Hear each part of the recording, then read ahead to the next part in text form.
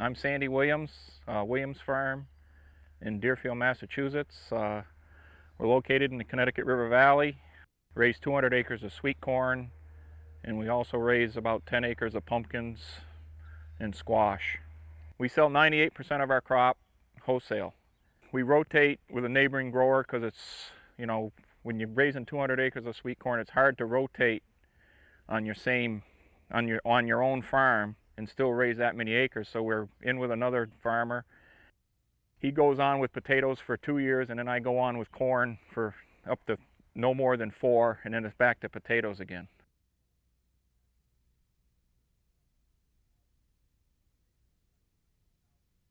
I try and scout as much as I can. I'll usually take a walk through the field and I'll pull 10 tassels and check those 10 and see how much corn borer infestation I have, and then I'll do another 10, and then I like to do anywhere around 100 tassels when I do a scouting of a good size block. It takes me about an hour to do 100 plants, and then from there I figure out my percentage. If I get over 15% infestation of corn borer, then I spray.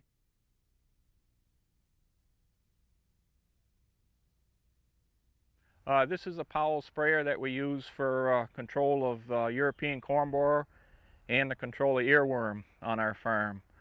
Right here is set up right now with a drop with a set of nozzles here and a nozzle over the row and so forth down on each row. And if you can see, there's a nozzle.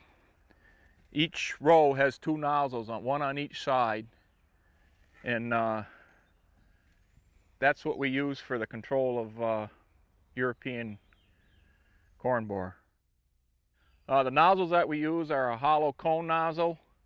We used to have fan nozzles, and I don't know, the droplets were a little bigger, and I think we were getting a lot more runoff on the ground and stuff, so we went to these. Gives you a finer mist, finer pattern, plus it goes out in a cone. We usually try and put on around either 30 to 40 gallons of water to the acre.